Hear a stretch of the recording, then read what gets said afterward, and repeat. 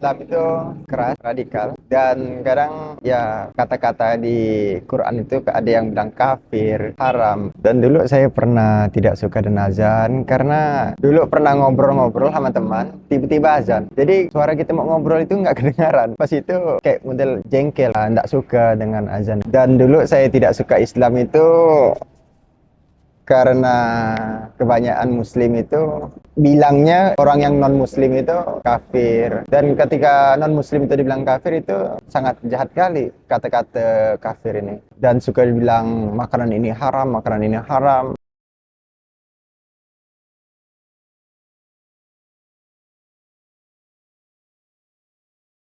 A'udzubillahi minasyaitonirrajim. Bismillahirrahmanirrahim. Assalamualaikum warahmatullahi wabarakatuh. Perkenalkan, nama saya Junardi, biasanya kawan-kawan manggilnya Acan. Saya asli suku Tionghoa. Dulunya untuk saya sendiri kurang suka dengan Islam karena beberapa ada oknum yang mungkin terlihat Islam itu sangat keras dan agak radikal. Setelah saya dapat hidayah, alhamdulillah saya dapat hidayah. Saya sekarang menemukan Islam yang sebenarnya, Islam yang mengajarkan kedamaian antar sesama, Islam yang mengajarkan tentang gimana kita harus menjalani kehidupan hari-hari, apa yang dilarang, apa yang tidak. Saya mendapatkan apa yang dulu saya tidak dapatkan, yaitu ada tiga, ya kata kiai saya, ada tiga yang tidak didapatkan orang tidak beriman kepada Allah. Ada tiga, yaitu pertama, ketenangan, kebahagiaan, dan keberkahan dari apa yang kita kerjakan. Dan sekarang saya mendapatkan ketiga itu, rasanya Masya Allah. Kalau untuk diceritakan, indah sekali ya. Hidup tuh seperti udah nggak ada beban. Ya tinggal udah jalan aja gitu.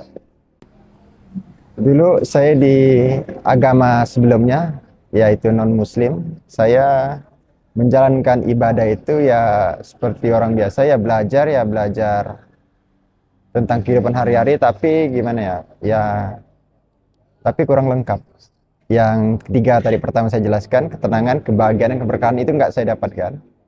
Ya kalau bahagia ya bahagia bentar sama teman ngumpul, habis itu kalau udah pulang ya seperti biasa aja, kayak ada ngerasakan hidup yang hampa, kayak ada yang kurang. Dan teman-teman ya tahulah kalau di luar lingkungan masyarakat umum ya banyaklah jenisnya. Ada yang munafik, ada yang ya berbagai macam manusia lah kita ketemu di masyarakat umum. Untuk kegiatan agama sebelumnya, saya mungkin pertama kali saya ikut keagamaan itu sungguh-sungguh. Saya belajar dengan giat. Saya mau tahu apa yang diajarkan, dan saya menemukan apa yang pengen saya cari itu kurang dapat, yaitu kurang pas, kurang sempurna. Kesempurnaan dalam ajaran agamanya kurang. Dan di keluarga saya sekarang hanya saya sendiri yang Islam, yang lain masih agama non-Islam. Kalau untuk pekerjaan saya sebelumnya, saya bekerja sebagai buruh di pasar, mikul, dan di gudang beras, dan kerja bangunan juga. Ya untuk apa yang dirasakan, ya itulah tadi pertama saya tidak dapat keberkahan hasil dari apa yang saya kerjakan. Ya kerja-kerja dapat habis udah gitu, keberkahan itu nggak ada. Dan pekerjaan terakhir saya di supir taksi dalam kota dan luar kota. Dan dulu lingkungan saya itu kebanyakan, karena di lingkungan saya itu dulunya non muslim, itu dulunya banyak yang bertato, dan saya hampir bertato sih, pengen pengen bertato pernah, tapi alhamdulillah tidak kesampaian. Dan di lingkungan saya juga banyak yang peminum alkohol, yang mabuk-mabukan. Ya itulah, alhamdulillah sekarang Allah kasih saya hidayah, saya hijrah ke jalan, saya belajar Islam di situ. Ya sangat saya sudah terhindar dari dunia malam itu. Alhamdulillah saya sekarang sudah hijrah, mengenal Islam yang sesungguhnya. Dan kehidupan sehari-hari saya dulu itu pertama saya juga gimana ya, pemarah, suka benci sama orang, pendendam, Dan saya dulu itu juga iri sama orang, suka iri. Dan saya juga dulu cuek juga sama orang. Dan penyebab itu semua saya tidak pernah belajar ilmu agama apa yang diajarkan Islam. Dan di agama sebelumnya ya mengajarkan ya sekedar mengajarkan, tidak menjelaskan sedetail mungkin. Tapi untuk sekarang saya belajar Islam itu dengan ustadz atau guru saya itu, beliau mengajarkan sedetail mungkin apa yang harus saya lakukan dan apa yang tidak harus saya lakukan. Untuk keluarga saya, karena orang tua saya itu dari emang asli Tionghoa, untuk belajar sekolah aja mereka nggak ada. Jadi untuk mereka mengajarkan adab-adab, ilmu-ilmu agama itu bisa dibilang kurang. Saya kurang mendapatkan ilmu agama di situ. Dan untuk pandangan saya dulu itu Islam itu keras, radikal, dan kadang ya kata-kata di Quran itu ada yang bilang kafir, haram. Dan dulu saya pernah tidak suka dengan azan karena gimana ya? Dulu pernah ngobrol-ngobrol sama teman, tiba-tiba azan. Jadi suara kita mau ngobrol itu nggak kedengaran. Jadi pas itu kayak model jengkel, nggak suka dengan azan karena ya itu pas kita mau ngobrol itu nggak kedengaran. Dan dulu saya tidak suka Islam itu karena kebanyakan Muslim itu bilangnya orang yang non Muslim itu kafir.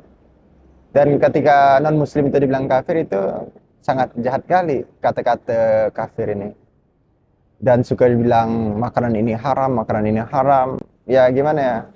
Kalau untuk yang masih non Muslim belum paham ilmunya tetap dipandang kasar dan keras. Setelah saya mengenal Islam, saya belajar. Ternyata Islam yang saya pandang dulu kasar, keras, rupanya tidak seperti apa yang saya bayangkan dan tidak seperti apa yang saya perkirakan. Ternyata ya Islam yang sebenarnya itu sangat indah. Pokoknya kalau bisa dibilang ini udah agama yang sempurna. Dan sekarang saya telah belajar Islam, saya mengenal Islam, dan saya sehari-hari di masjid saya belajar tentang mendalami ilmu agama Islam. Ternyata Islam ini agama yang sempurna. Kenapa saya bilang sempurna?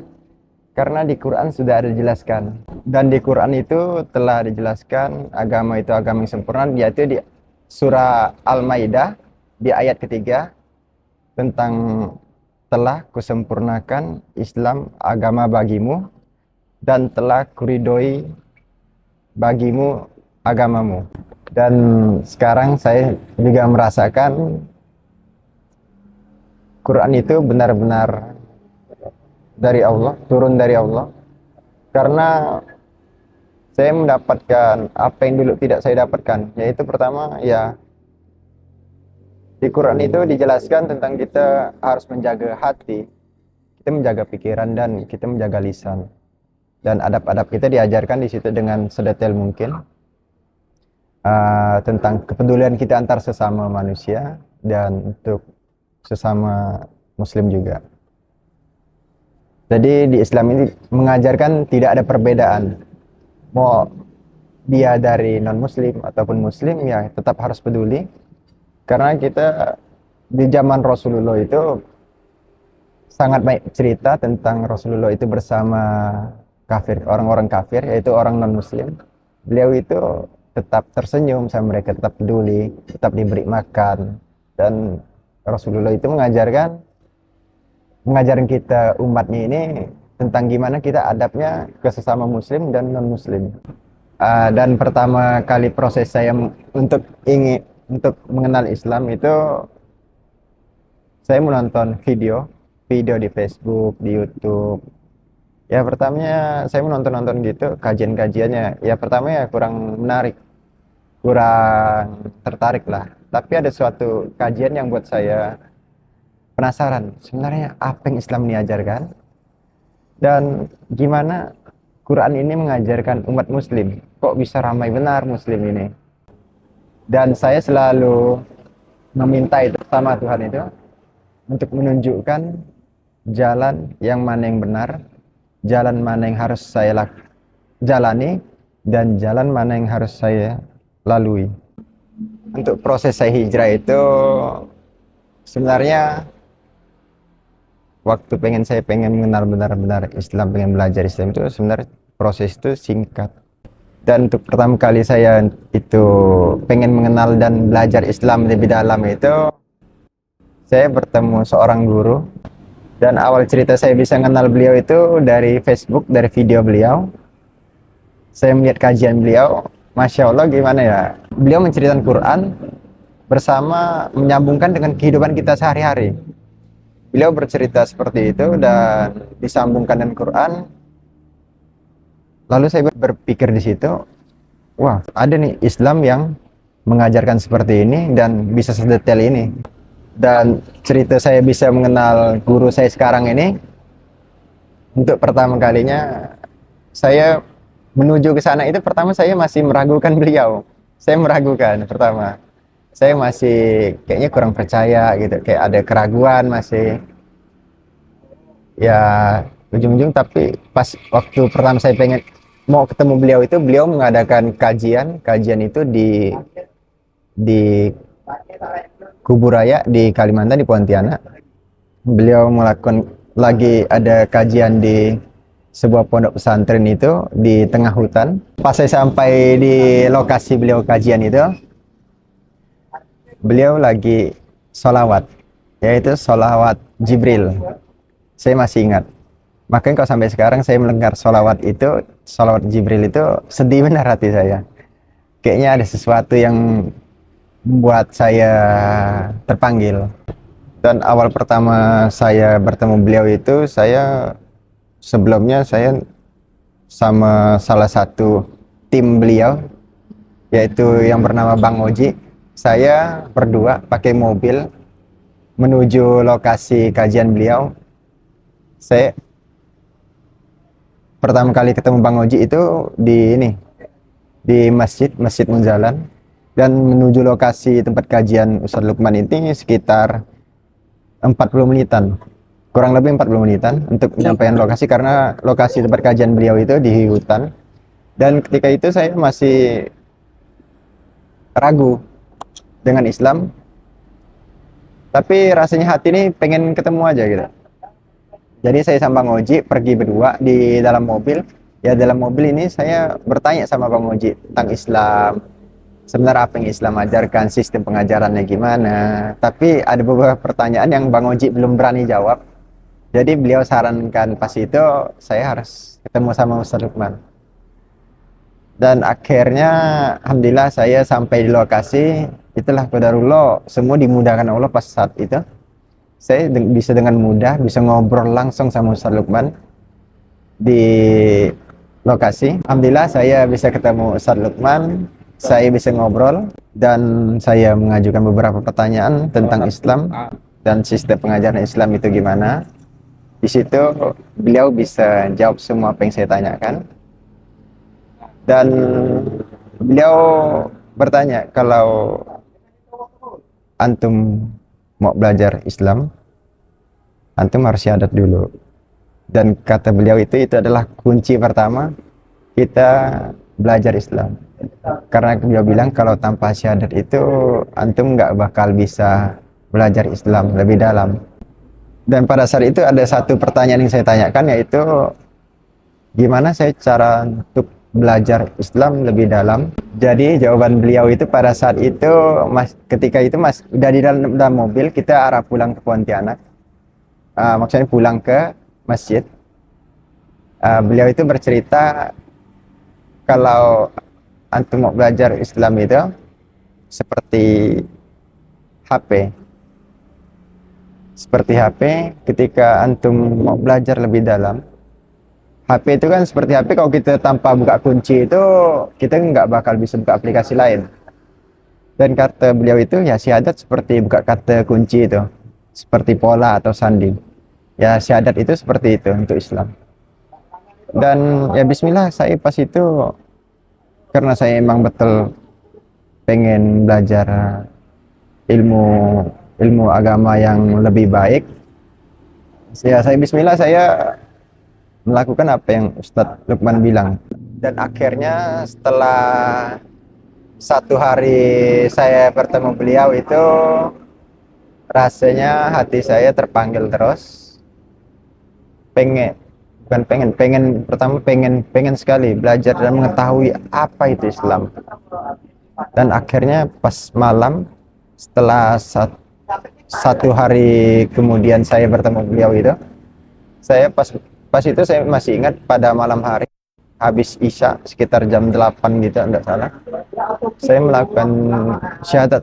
Pas itu saya udah nggak baik mikir, pokoknya Bismillah saya mau belajar. Dan pada saat itu pas malam itu saya bersyahadat di Masjid Munzalan. Pas itu Masya Allah saya disaksikan teman-teman dari seluruh Indonesia, karena pas malam itu saya syahadat itu disaksi, itu pas itu ada acara ini hijrah camp, pas acara hijrah camp. Dan hijrah camp ini semua paskas se-Indonesia itu didatangkan ke Munzalan untuk upgrade. Pas udah syahadat saya pulang, saya masih melakukan aktivitas seperti biasa, ya seperti kerja, makan, tidur, ya seperti biasa lah pada umumnya. Dan saya pas di situ saya berpikir, kan niat pertama saya itu untuk belajar Islam, bukan masuk Islam, masuk cuma-cuma KTP Islam udah kelar, enggak.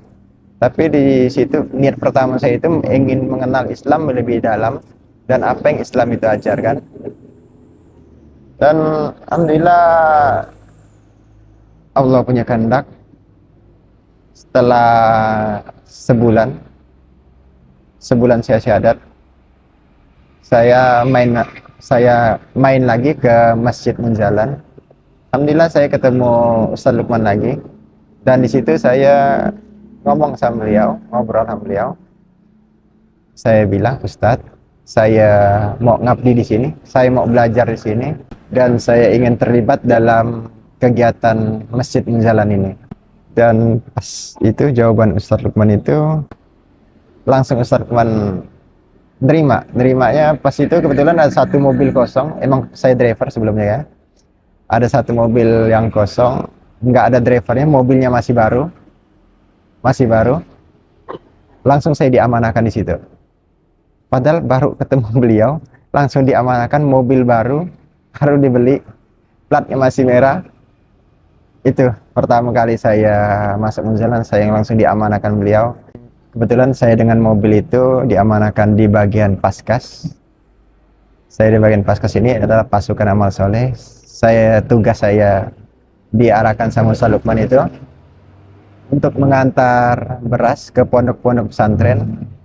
Dari beras ini adalah dapatnya dari donatur-donatur kita, yang orang yang baik, orang yang menyisihkan uangnya untuk di jalan Allah.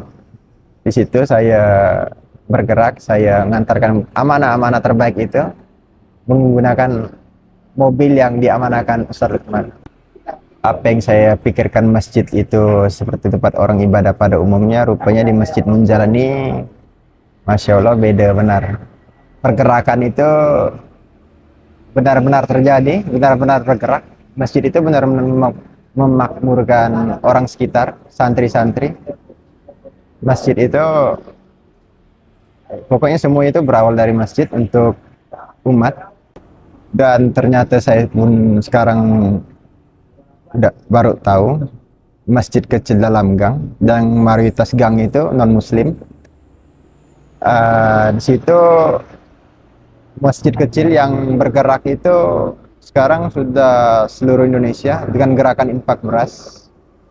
Dan di situ fasilitasnya itu berbagai jenis ya, ada motor Ducati, motor X-Max, mobil Alphard, mobil Free Fire, Rubicon, pokoknya mobil-mobil mewah, kendaraan mewah itu. Di situ mobil-mobil mewah itu, motor-motor mahal itu digunakan untuk mengantarkan beras. Jadi mobil-mobil itu seperti pick up, mobil-mobil mewah seperti Alphard dan Rubicon itu pernah digunakan untuk bawa beras. untuk mengantarkan beras. Jadi seperti barang-barang mewah itu tidak ada harga dirinya untuk di Munjalan, karena kata Ustaz Lukman itu bukan barang kemewahan tapi fungsinya itu untuk apa. Karena sekarang kebanyakan masyarakat pada umumnya kebanyakan ngejar-ngejar dunia ini kan. Padahal bisa sangat mudah sekali Allah datangkan itu ketika kita sudah benar-benar beriman dan kita ingin membesarkan agama Allah. Karena ada salah satu ayat Quran itu di surah Muhammad ayat 7 itu menceritakan, itu dikatakan, ya ayyuhallazina amanu in tansurullaha yansurukum wa yusabbit aqdamakum. Itu kalau kita menolong agama Allah, Allah pasti menolong kita. Dan itu benar-benar terjadi Munjalan. Karena gerakan Ustaz Lukman itu menolong anak yatim penghafal Quran. Di situ Ustaz Lukman menolong anak-anak yatim itu, Allah menolongnya, Allah menaikkan derajatnya. Dan Masjid Kapal Munjalan ini Masya Allah sekarang gerakannya sampai seluruh Indonesia. Dan banyak aktivis agama yang bergabung di Munjalan untuk membesarkan agama Allah. Sampai artis pun sekarang sudah membersamai gerakan ini dan membantu gerakan ini. Alhamdulillah sekarang sudah sampai, mungkin ada yang sampai luar negeri gerakan ini, Insya Allah. Dan di Masjid Kapal Munjalan ini memiliki fasilitas, salah satunya rumah sehat. Rumah sehat ini adalah seperti pada umumnya kita kenalnya rumah sakit. Kenapa dibilang rumah sehat? Ini adalah nama yang diberikan oleh Ustaz Lukman. Jadi niatnya siapa yang di situ bakal sehat, bukan untuk sakit. Jadi untuk sehat. Dan di situ terdapat, di Masjid Kapal Munjalan juga terdapat minimarket, pabrik roti juga ada di situ. Dan di Munjalan ini terdapat juga salah satu lembaga pendidikan yang bernama PTQ. PTQ ini adalah Balai Tahfiz Al-Quran Indonesia. Dan saya adalah salah satu santri yang belajar di situ, di salah satu lembaganya juga. Saya sambil ngabdi, saya mengantarkan beras dan saya belajar juga di situ. Masjid sudah bisa benar-benar mengubah kehidupan saya dari yang dulu itu yang tidak mengenal apa-apa, dengan sekarang yang banyak perubahannya. Apa yang saya tidak dapatkan di dahulu, sekarang saya dapat, terutama dari 3 hal.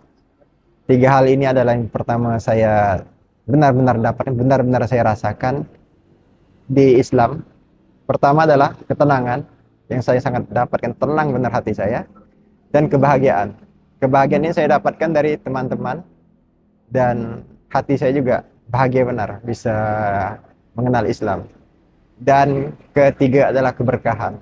Keberkahan ini dimana saya, alhamdulillah saya sejak menggabung di Munjalan ini jarang benar saya sakit. Ya itu adalah kata Ustaz Lukman itu adalah salah satu keberkahan. Kita dijaga Allah. Dan teman-teman yang menonton video ini, mohon doanya agar saya selalu bisa istiqomah di jalan ini, selalu bisa taat di sini. Dan doakan terus saya bisa selalu sehat, saya selalu bisa bergerak untuk membesarkan agama Allah. Doakan saya terus, mohon doanya.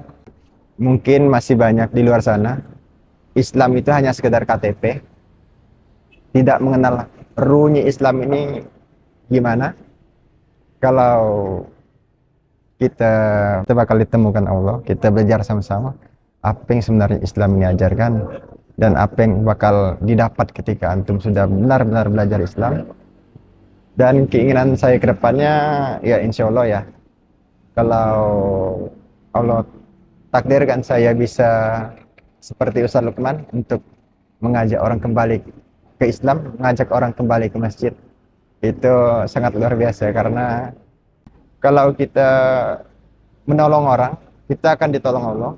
Bagi teman-teman di luar sana yang ingin belajar Islam itu jangan pernah lihat manusianya, karena manusia itu pasti salah. Dan kalau mau belajar Islam itu lihatlah Qur'annya, karena Qur'an ini tidak mungkin salah dan pasti tidak mungkin salah lah. Karena yang baik-baik itu datang dari Allah, yang tidak baik itu kan datang dari manusia. Sekian yang bisa saya ceritakan. Semoga video ini bermanfaat untuk teman-teman yang ingin belajar dan mau belajar. Semoga apa yang antum inginkan untuk hijrah itu, semoga Allah kasih hidayah. Dan kunci semua hidayah itu cuma satu. Yang saya dapat itu hanya satu. Ketika kita meminta, kita minta hidayah, insya Allah Allah akan kasih hidayah itu. Kuncinya cuma minta. Saya akhiri video ini. Wassalamualaikum warahmatullahi wabarakatuh.